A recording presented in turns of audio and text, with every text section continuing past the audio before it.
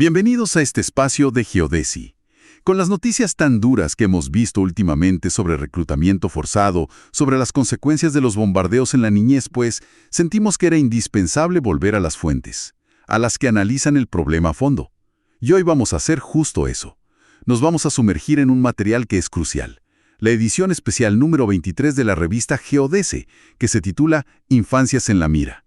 La misión de hoy es seguirle la pista a este crimen. Vamos a empezar en los códigos de guerra internacionales y vamos a terminar, fíjense, en el celular de un adolescente. La pregunta es, ¿cómo mutó este monstruo para llegar hasta ahí? Y vamos a intentar responderla desarmando esta edición, artículo por artículo. Y lo valioso de esta edición es que no se queda, digamos, en contar los hechos, en contar muertos o secuestrados. Ataca el problema desde todos los frentes posibles: el histórico, el legal, el táctico y sobre todo el lado humano. La editorial de la coronel en retiro Nancy Stella Cárdenas Blanco, Infancias robadas, lo deja clarísimo desde el inicio. Nos da cifras que son un golpe de realidad. Según la ONU, 8.600 niños fueron reclutados en el mundo, solo en 2023. 8.600. Es una cifra brutal. Brutal. Y si lo aterrizamos a Colombia, la misma ONU documentó más de 1.000 casos entre 2019 y 2024.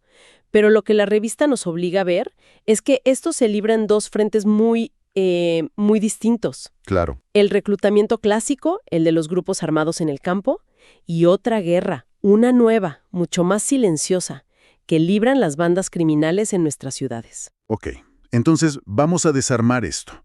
Empecemos por la base, por el contexto histórico y legal. ¿Cómo es posible que con tantas leyes, tantos tratados internacionales, sigamos en este punto? El primer artículo que nos da pistas es El rostro invisible de la guerra, del teniente coronel en retiro Gabriel Moya, y lo que plantea es, la verdad, desolador. Dice que las normas creadas para proteger a los niños, en manos de los criminales, se han convertido en un arma más. Ahí está la paradoja central de todo el problema. Es que es increíble.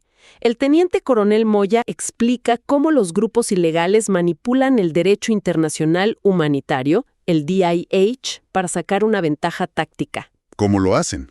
Usan a niños, niñas y adolescentes como escudos humanos. Lo hacen porque saben que las fuerzas estatales tienen, pues, las manos atadas. El DIH les exige distinguir entre un combatiente y un civil y usar siempre una fuerza proporcional. Claro, si hay un niño en medio. Exacto. Cualquier operación se vuelve una pesadilla legal y moral. Es decir, la ley que debería proteger al niño es la que le da impunidad al criminal que lo está utilizando. Es una perversión total del sistema. Y me pregunto si esta manipulación de las leyes es la misma lógica que luego vemos en la ciudad, donde usan la invisibilidad de un niño en un barrio para quebrar otro tipo de reglas. Es como si la vulnerabilidad del niño fuera el arma principal, sin importar el escenario. Es exactamente esa lógica. Explotar la vulnerabilidad como una ventaja estratégica. Y esa explotación no es solo en el campo de batalla, sino también en los tribunales. Para profundizar en eso, el artículo Combatientes legales del teniente de fragata en retiro Andrés Susuga es revelador. Él sostiene que los grupos criminales han estudiado al detalle la evolución de las leyes colombianas. ¿Desde cuándo? Desde el Código Penal de 1936 hasta la Ley de Infancia y Adolescencia de 2006. Y uno se pregunta, ¿para qué? Pues para encontrar los vacíos. Exacto. Para encontrar las zonas grises que les garantizan la impunidad. Y eso nos lleva a la pregunta que plantea el autor, que es casi imposible de responder. Si un niño es reclutado a los 12 años, crece en esa violencia y a los 40 se convierte él mismo en reclutador, ¿qué es? ¿Es víctima o es victimario? O es las dos cosas al mismo tiempo. La ley intenta trazar una línea muy clara, pero la vida en la guerra la borra por completo. Esa pregunta nos obliga a confrontar la complejidad humana que hay detrás de cada caso, algo que las cifras por sí solas pues no pueden mostrar. Hablemos de esas cifras, porque son difíciles de procesar. El editor general de la revista, Juan Alberto Correa, en su artículo Reclutamiento de menores en conflictos armados internos, un crimen asimétrico, intenta darnos una dimensión del problema. El Centro Nacional de Memoria Histórica hablaba de casi 17.000 casos hasta 2016, pero luego la JEP, investigando solo a las FARC-EP, sube esa cifra a más de 18.600. ¿Qué nos dice eso sobre la verdadera escala del problema? Significa que ni siquiera sabemos cuántos son en total. Significa que hay un subregistro gigantesco. Es evidente. Y lo más revelador que muestra Correa no es solo el cuántos, sino el cómo. Su análisis muestra que solo el 11% de los reclutamientos fue por coacción directa, a punta de fusil. Solo el 11%. Sí. Un 40% fue por persuasión.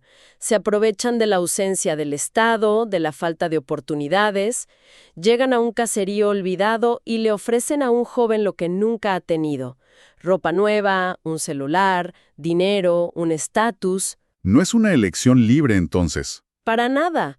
Es una explotación de la desesperanza. Y esa explotación de la desesperanza choca de frente con cualquier discurso de paz. ¿Cómo se puede hablar de paz total si al mismo tiempo las cifras de reclutamiento en el Cauca, por ejemplo, se disparan de esta manera? Suena esquizofrenia. Es una contradicción fundamental. Y ese es el argumento central del coronel en retiro Carlos Soler en su texto Reclutamiento forzado, un contrasentido en la construcción de paz. Su postura es tajante. El reclutamiento es un crimen de guerra que le quita toda legitimidad a cualquier negociación. O sea, no puedes negociar mientras sigues reclutando. No puedes sentarte a hablar de paz con una mano mientras con la otra sigues secuestrando el futuro del país. Él presenta una tabla de datos de 2020 a 2024 que es simplemente alarmante. Muestra un incremento sostenido de casos con el Cauca como epicentro y las disidencias de las FARC como principales responsables con el 73% de los casos. ¿73%? Sí, la crítica de Soler es un llamado de atención durísimo a la incapacidad del Estado para proteger a sus niños. Todo esto nos pinta un cuadro desolador del conflicto rural, pero lo que me impactó de la revista es que esto ya no es un problema exclusivo de la selva o del campo. Se está librando una guerra silenciosa en nuestras propias ciudades. El artículo del teniente coronel en retiro Elkin Salcedo Santos, La política criminal frente al uso de menores en estructuras criminales, describe precisamente esa mutación. Exacto. Salcedo nos saca de la selva y nos mete en los barrios de las grandes ciudades. Aquí los reclutadores no son guerrilleros, son bandas locales, redes de microtráfico. Y los roles que les dan a los menores son puramente tácticos y urbanos. ¿Cómo cuáles? Son campaneros que avisan si viene la policía. Son mulas que transportan droga o armas, porque claro, es menos probable que los requisen. Y en el peor de los casos, son los sicarios, los que aprietan el gatillo para probar su lealtad. El autor cita un ejemplo que lo cambia todo. El adolescente de 15 años que atentó contra el senador Miguel Uribe en Bogotá. O sea, ya no es un problema de allá, del Catatumbo o del Cauca. Está pasando en la puerta de nuestras casas. Y eso nos lleva a otra pregunta difícil. ¿Qué pasa con estas víctimas que no encajan en el molde tradicional del conflicto armado? A esas víctimas, el sistema simplemente no las ve. Y el testimonio de la intendente en retiro Mariluz Gaitán en Infancias rotas, el reclutamiento silencioso por bandas criminales, es desgarrador. Ella cuenta una anécdota de su trabajo en Ciudad Bolívar. Una niña de 11 años llegó llorando a la estación de policía porque su propia madre la obligaba a prostituirse. ¿Su propia madre? Sí, con un tendero, a cambio de comida. Eso es otro nivel de horror. Porque ahí ni siquiera podemos hablar de un enemigo externo o de un conflicto armado.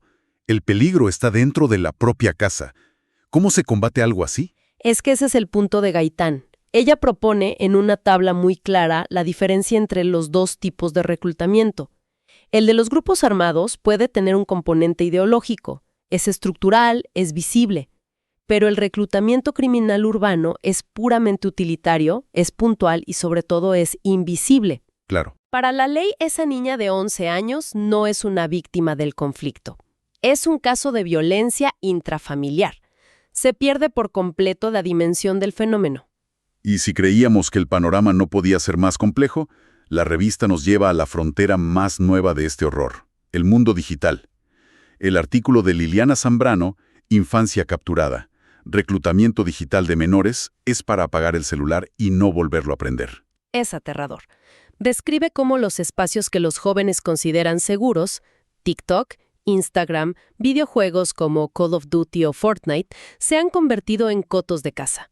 Los reclutadores usan estas plataformas para perfilar a sus víctimas, para detectar vulnerabilidades. ¿Y luego? Y luego, seducirlos o coaccionarlos. Un momento.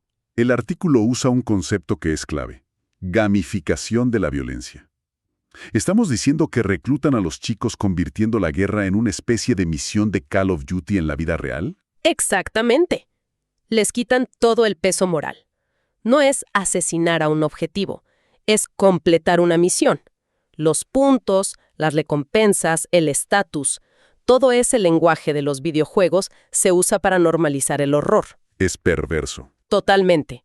El reclutador no es un criminal. Se presenta como un mentor, como un amigo que le ofrece una narrativa afectiva, un sentido de pertenencia que no encuentra en casa o en el colegio. Y cuando la seducción no funciona, pasan al chantaje. El artículo describe el uso de la sextorsión. Engañan a los menores para que compartan imágenes íntimas y luego los amenazan con publicarlas si no colaboran. Es una forma de esclavitud moderna. Y silenciosa. Después de este recorrido, que ha sido durísimo, es vital hablar del después. ¿Qué pasa con los que logran salir? ¿Hay esperanza? Sí la hay, pero el camino es increíblemente difícil. El sargento mayor en retiro Sanders Landazuri lo explora en Los sacrificados del conflicto armado colombiano. Analiza el trauma profundo de crecer en una cultura de violencia, pero también destaca algo que a menudo olvidamos: la impresionante resiliencia de muchos de estos jóvenes. Pero, ¿cómo se reintegran? Es que ese es el desafío. La reintegración no es solo entregar un arma y ya. Es un proceso monumental que necesita apoyo psicológico para sanar el trauma, apoyo social para reconstruir lazos con una comunidad que muchas veces los rechaza, y apoyo económico para que tengan una alternativa real a la delincuencia. Es reconstruir una vida desde los escombros. Entonces, frente a este panorama tan colombiano, tan nuestro, hay otros modelos, otras formas de entender la relación entre la juventud y, digamos, el deber militar. La revista nos ofrece una mirada externa, un contrapunto. Sí, nos ofrece el caso de Chile, en el artículo Niños y adolescentes y el deber militar en Chile. Es de dos autores chilenos, el general en retiro Cristian Chateau Magañas y el coronel en retiro Carlos Ojeda. Espera, pero si en Colombia el problema es que los niños son usados en el conflicto, ¿qué podemos aprender de Chile, un país que no tiene un conflicto interno de esa magnitud? ¿Es una comparación útil o son dos mundos aparte? Es muy útil, porque no se trata de comparar conflictos, sino de comparar decisiones éticas. Chile también tuvo una tradición de patriotismo juvenil, de héroes de guerra de 15 años en el siglo XIX. Pero como país, tomaron una decisión consciente de evolucionar. ¿Qué hicieron exactamente? Elevaron la edad mínima de reclutamiento a los 18 años o 17 solo con permiso explícito. Eliminaron los programas de instrucción militar que había en los colegios. En resumen, se alinearon con el derecho internacional y decidieron como política de Estado que la protección de la infancia estaba por encima de cualquier tradición militar. Es un ejemplo de madurez institucional entonces. Es un ejemplo de cómo una nación puede madurar y reconciliar su identidad de defensa con los derechos humanos. Es una transformación que demuestra que es posible cambiar el enfoque. Si conectamos todos los puntos de esta edición, desde la manipulación del VIH hasta el reclutamiento por TikTok, ¿cuál es la gran conclusión? Que la naturaleza de la amenaza cambió por completo. Enfrentar el reclutamiento ya no es solo un asunto de fuerza militar, de operaciones en la selva. Ahora es un tema de inteligencia. Es un desafío de inteligencia. Se trata de entender y anticipar los patrones, de desarticular las redes financieras y logísticas que se esconden detrás de los menores, de combatir en el ciberespacio. Porque el reclutamiento infantil no es un daño colateral de la guerra, es una estrategia deliberada que alimenta la inestabilidad. Y que destruye la confianza en el Estado. Y aniquila el tejido social. Es, sin duda, una amenaza directa a la seguridad nacional. Y todo esto nos deja con una pregunta final, una que va más allá de los grupos armados y nos interpela a todos. Frente a esta captura de infancias a través de algoritmos y videojuegos, ¿dónde termina la responsabilidad de los padres y dónde empieza la de las gigantescas corporaciones tecnológicas que diseñan estas plataformas para ser, por diseño, lo más adictivas posibles? Los invitamos a profundizar en estos análisis. Pueden suscribirse gratuitamente a GeoDS y buscar la edición número 23 en geods.com para leer todos los artículos. Y recuerden que cada artículo de esta edición tiene su propio podcast para una exploración aún más detallada. Gracias por acompañarnos.